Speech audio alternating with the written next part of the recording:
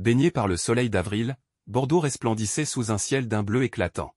La ville semblait respirer paisiblement, rythmée par le cliquetis des vélos sur les pavés et les murmures des habitants matinaux. Devant le palais de justice, l'agitation montait peu à peu, robe noire, tailleur sobre, portefeuille débordant de dossiers. La journée judiciaire pouvait commencer. Le juge Amadou Diop arrivait, comme à son habitude, à l'heure exacte. Costume gris perle, cravate bordeaux, mallette de cuir vieillie à la main. Ses cheveux poivre et sel étaient soigneusement peignés en arrière, et son visage calme inspirait une autorité tranquille. Tout en traversant la place, il saluait d'un discret hochement de tête les greffiers, avocats et policiers qu'il reconnaissait. Il avait l'élégance discrète des gens qui n'ont plus besoin de prouver qui ils sont. Il n'était qu'à quelques mètres des marches du palais lorsque la situation changea. « Et vous ? Arrêtez-vous là !» La voix, forte et sèche, brisa le calme ambiant comme un verre qui se brise. Le juge se retourna, surpris. Un jeune policier au visage fermé avançait rapidement vers lui, la main crispée sur sa radio. Main en évidence contre le mur. Tout de suite. Autour de lui, les regards se tournèrent. Le murmure discret d'un matin professionnel céda place à un silence tendu. « Pardon » répondit calmement Amadou, l'air réellement interloqué. « On recherche un individu suspect, et vous correspondez à la description. Taille moyenne, peau foncée, costume gris. Cette description est trop précise pour être une coïncidence. Vous êtes qui » Le juge resta silencieux un instant. Puis, dans un geste mesuré, il posa sa mallette à ses pieds et sortit lentement son portefeuille. « Je suis le juge Amadou Diop. J'ai une audience à 9 heures. » Le policier jeta un coup d'œil à la carte professionnelle, mais ne sembla pas convaincu. « Peut-être est-ce un faux. Je connais ce genre de combine. Tu crois qu'un badge plastifié va te sortir d'affaire ?»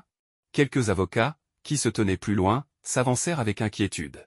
Parmi eux se trouvait Maître Leroux, une avocate chevronnée, qui haussa la voix. « Officier, cet homme est un magistrat reconnu. Vous commettez une erreur grave. » Mais le policier fit un pas en avant, ignorant les protestations. « Je fais mon travail, madame. Ce n'est pas parce qu'on porte un costume qu'on est au-dessus des lois. » Le juge Diop inspira profondément. Il connaissait ce genre de situation. Trop bien. Mais ce jour-là, il ne s'agissait pas d'un banal contrôle de routine. Non, cette fois, quelque chose était différent. L'insistance du jeune policier, sa manière de parler, son ton.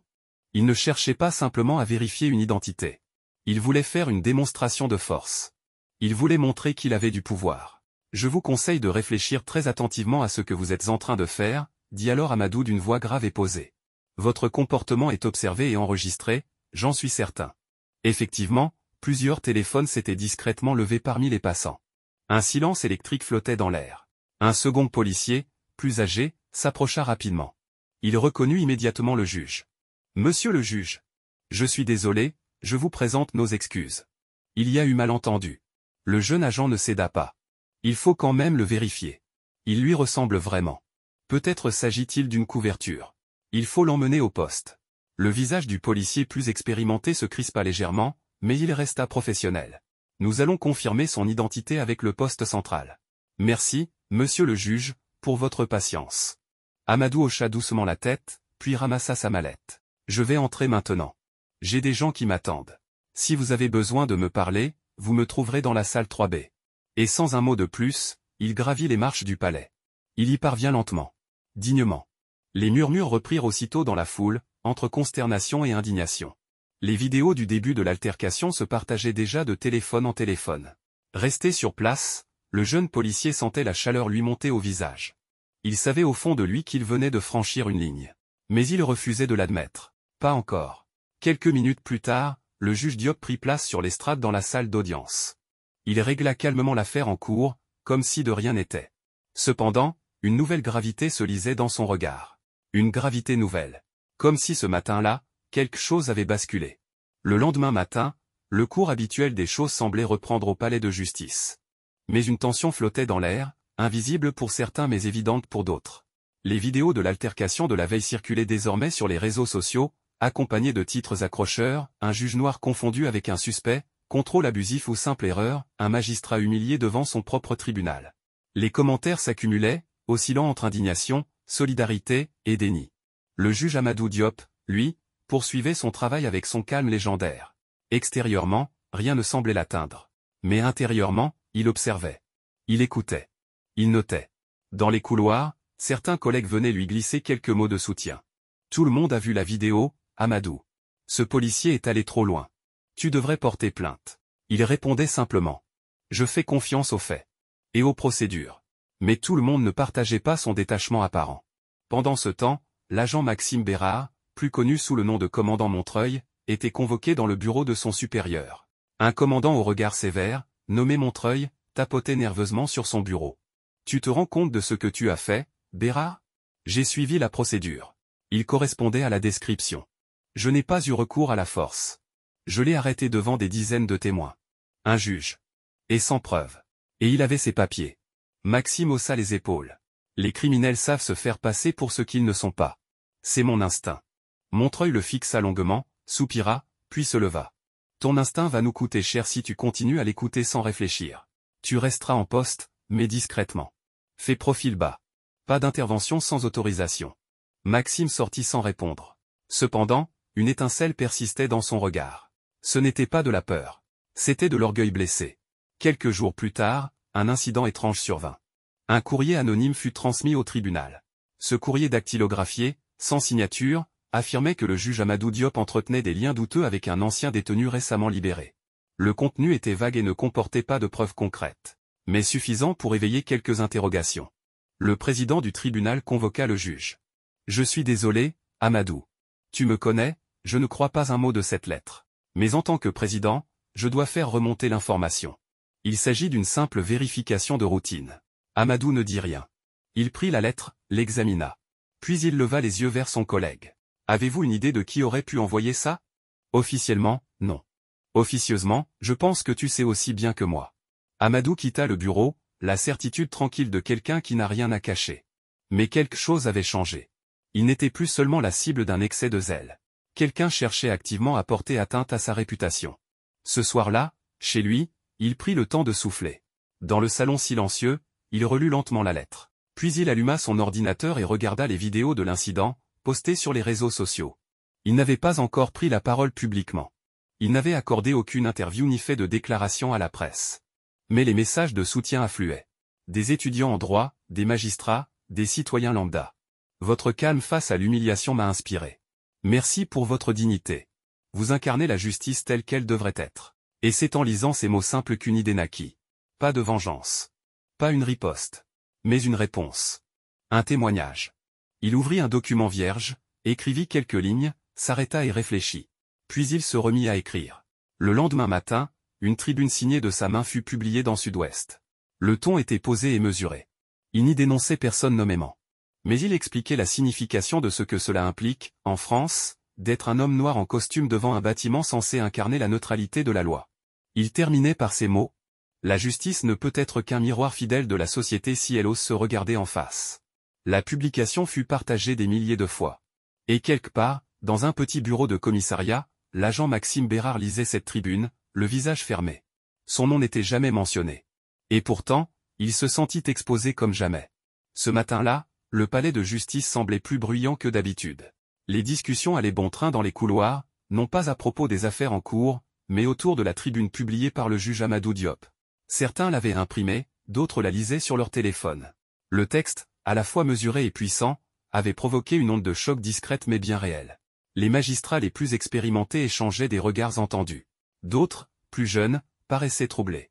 Une stagiaire murmura à son mentor. « Je n'avais jamais pensé que ça pouvait arriver à un juge. » Le nom du juge Diop revenait dans toutes les conversations.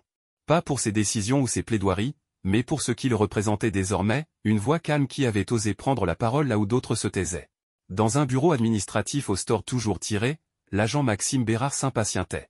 Il passait ses journées à remplir des rapports et à classer des plaintes. Plus d'interventions, plus de patrouilles. Il n'en parlait à personne, mais il avait compris que l'on cherchait volontairement à l'éloigner du terrain. Officiellement, il était réaffecté temporairement. En réalité, une mise à l'écart déguisée. Ce matin-là, il reçut une convocation du service des ressources humaines. Une réunion de suivi. Le mot sonnait mal. Maxime s'y rendit à contre-cœur. Dans la salle, le responsable des RH l'attendait, accompagné d'un médiateur externe. « Monsieur Bérard, nous souhaiterions faire le point avec vous à la suite des événements récents. Il ne s'agit pas d'une procédure disciplinaire, mais d'un entretien d'écoute. »« J'ai rien à dire, » grogna-t-il, les bras croisés. « Peut-être pas. Mais vous pourriez écouter, non ? Vous savez que depuis l'incident, nous recevons des courriers et des demandes d'explications. Certains citoyens ont porté plainte. Ils ne portent pas directement contre vous, mais contre un comportement qu'ils estiment révélateur. Maxime fronça les sourcils. Donc, maintenant, c'est moi le problème? J'ai suivi la procédure. C'est lui qui a mal réagi. Et maintenant, tout le monde en fait un héros. Le médiateur le regarda avec calme. Ce n'est pas une question de héros.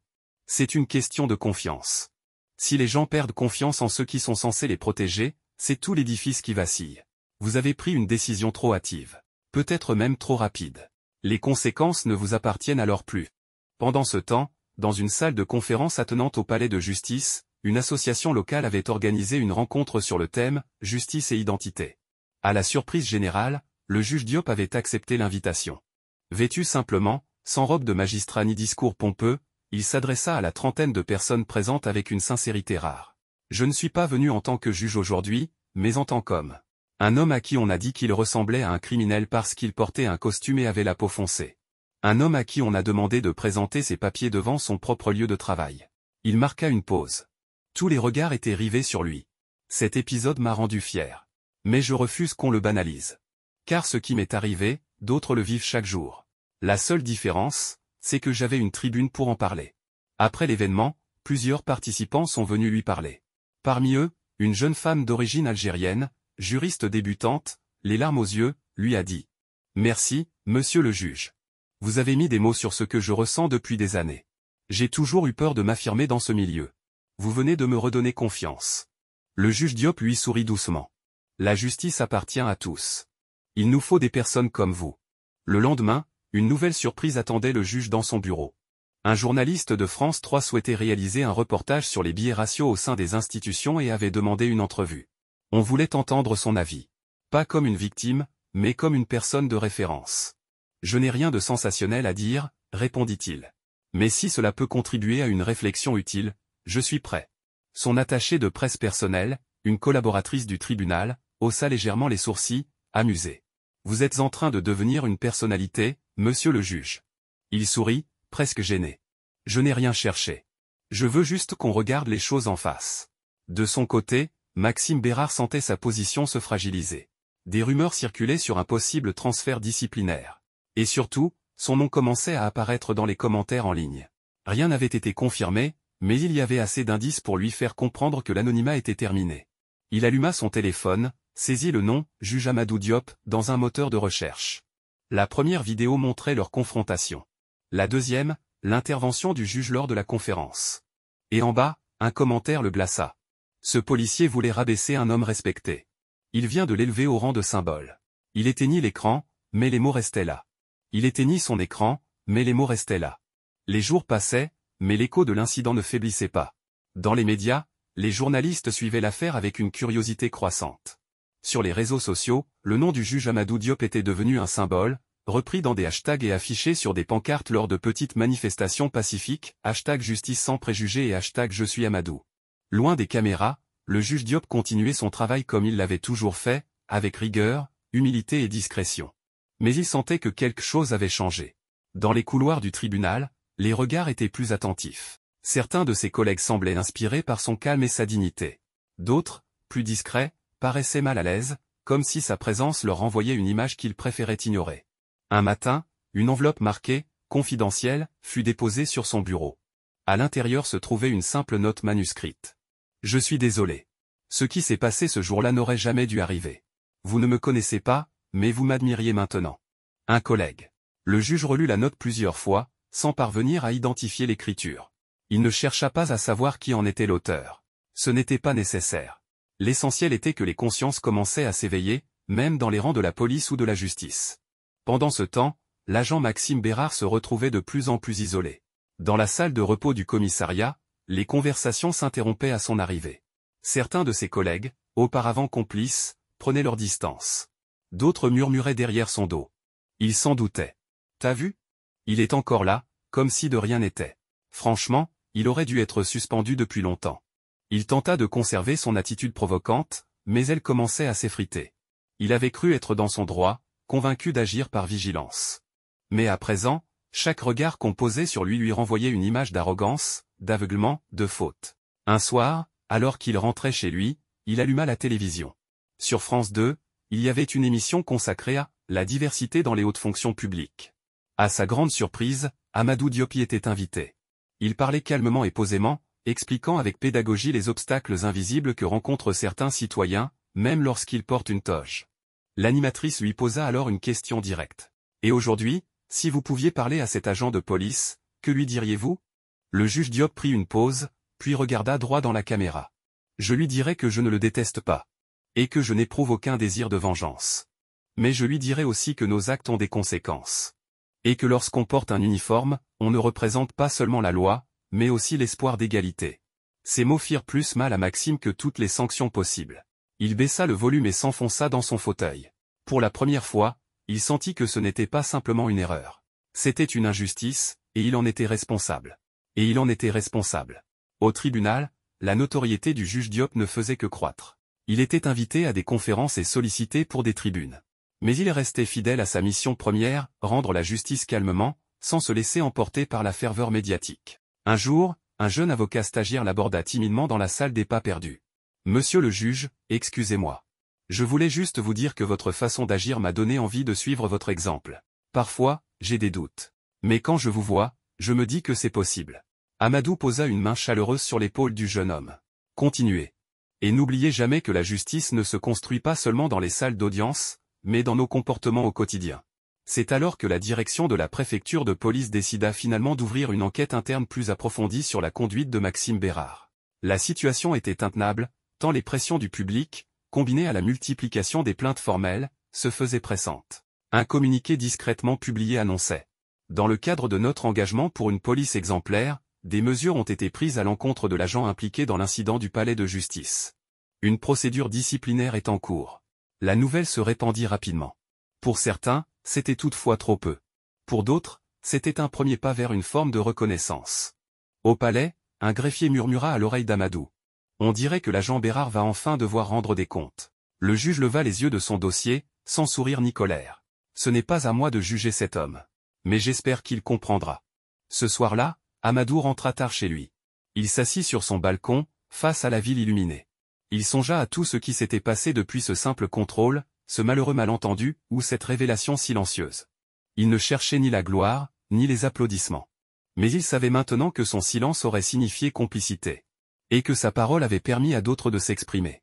Le matin était doux, baigné d'une lumière tiède qui filtrait à travers les fenêtres du palais de justice. Amadou Diop entra dans la salle d'audience, sa toge ajustée avec soin. Comme chaque jour, il salua les greffiers, les avocats et les justiciables. Il ne semblait pas différent des autres magistrats, pourtant, il était devenu bien plus qu'un simple magistrat dans les esprits. Depuis sa tribune, depuis ses interventions mesurées dans les médias, une aura nouvelle l'entourait. Non pas celle d'un héros, mais celle d'un homme qui avait pris la parole avec justesse dans un moment de déséquilibre. Pendant ce temps, Maxime Bérard attendait dans un bureau froid du commissariat central. Une commission disciplinaire venait de se réunir. Le silence qui régnait dans le couloir n'était troublé que par le tic-tac d'une horloge murale. Il serrait entre ses mains un dossier contenant les extraits des témoignages, les transcriptions des rapports et les copies des articles publiés à son sujet. Il ne contestait plus rien. Il ne tentait plus de se justifier. Il sentait que son temps dans la police touchait à sa fin. Ce n'était pas la peur des sanctions qui le rongeait, mais quelque chose de plus profond, le regret. Lorsque son nom fut appelé, il se leva lentement. Il entra dans la salle, croisant des regards fermes, certains froids, d'autres empreints d'un mélange étrange de déception et de pitié. Le président de la commission prit la parole. « Agent Bérard, vous avez été convoqué aujourd'hui pour répondre de votre comportement lors d'un contrôle effectué devant le palais de justice. Il ne s'agit pas ici seulement de savoir si vous avez suivi la procédure, mais d'évaluer l'impact de vos actes, l'image que vous avez renvoyée à la population, ainsi que la confiance que vous avez pu ébranler. » Maxime ne répondit pas immédiatement. Puis, d'une voix grave, il dit: « Je sais que j'ai fait du tort. Ce n'est pas ce que je voulais. J'ai laissé mes préjugés parler à ma place. Et j'ai manqué à ce que je pensais défendre. » Un silence s'ensuivit. Quelqu'un prit des notes. Un autre hocha la tête. Ce jour-là, la procédure ne s'acheva pas. Mais quelque chose avait basculé dans le cœur de Maxime. À quelques kilomètres de là, une conférence se tenait dans un amphithéâtre de l'université de droit. Le sujet était le suivant: racisme institutionnel et responsabilité individuelle. Amadou Diop, invité en tant qu'intervenant principal, se tenait debout, simple, sans artifice. Debout, simple et sans artifice, il attendait son tour. Il ne lisait pas de discours. Il racontait. « Je ne suis pas là pour m'accuser. ni pour m'excuser d'exister. Je suis là pour dire que nous avons tous une responsabilité dans les institutions. Pas seulement envers la loi, mais envers la dignité humaine. L'auditoire, composé d'étudiants, d'enseignants et de quelques représentants publics, l'écoutait dans un silence presque religieux. Un uniforme ne donne pas le droit d'humilier. Une robe de magistrat ne garantit pas contre les jugements hâtifs. Nous devons regarder les réalités en face, non pas pour les condamner, mais pour les transformer. Il reçut une standing ovation à la fin. Mais ce qui le toucha davantage, ce furent les jeunes qui vinrent lui parler après.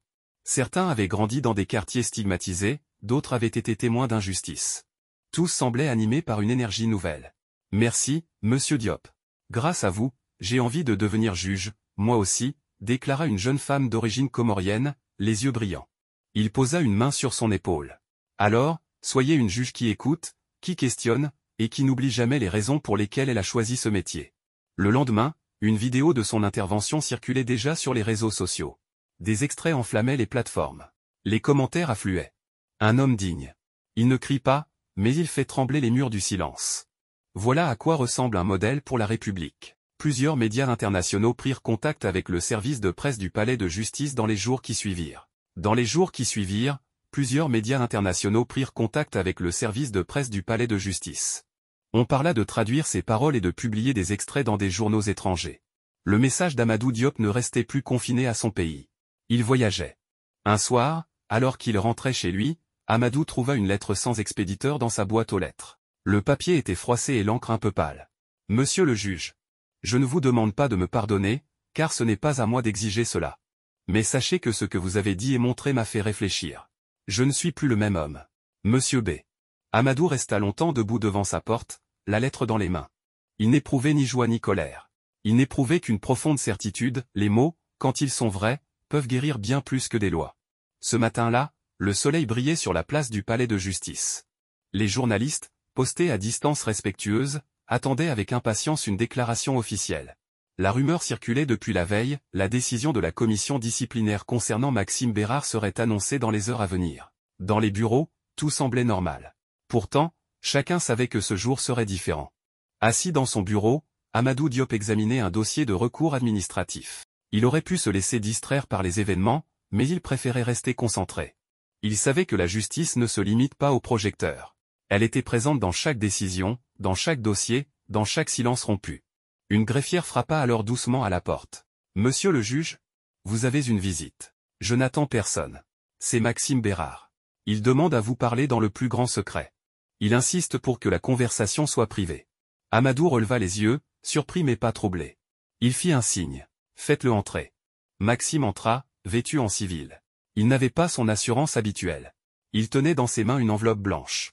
« Monsieur Diop, je sais que je n'ai pas le droit d'être ici, mais je voulais vous remettre cela en personne. » Il posa l'enveloppe sur le bureau, puis recula d'un pas. « Ma révocation vient d'être officialisée. J'ai été renvoyé ce matin. Je l'ai mérité.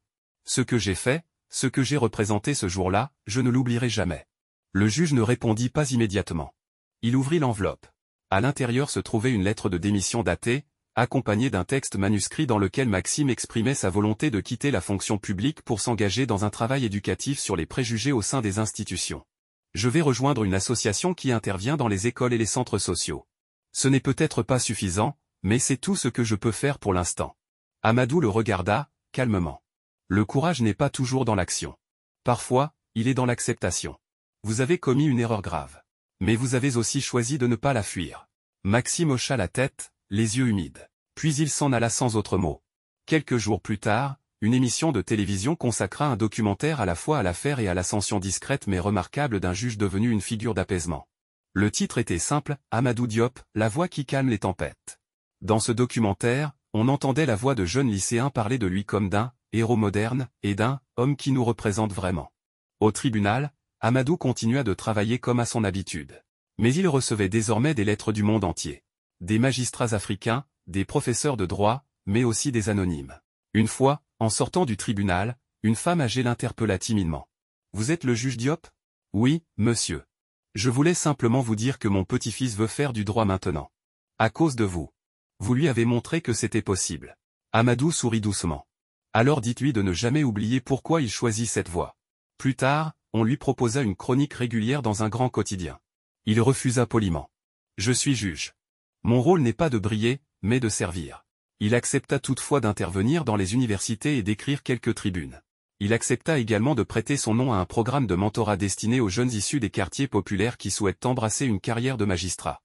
Le programme Amadou Diop est devenu une référence dans les années suivantes. Un soir, seul sur son balcon, le juge observa la ville se endormir lentement. Il repensa au jour de son interpellation, à l'humiliation, au regard du policier, à la foule hésitante. Et pourtant, de ce moment néfaste était née une prise de conscience. Une transformation lente, mais réelle. Il murmura pour lui-même. La justice n'est pas toujours rendue dans une salle d'audience. Parfois, elle commence sur un trottoir, dans le regard d'un passant. Parfois, elle commence par un simple « non ». Il se leva, rentra chez lui et ferma la porte derrière lui. Mais dehors, son nom, sa voix et sa dignité continuaient d'ouvrir des portes pour d'autres.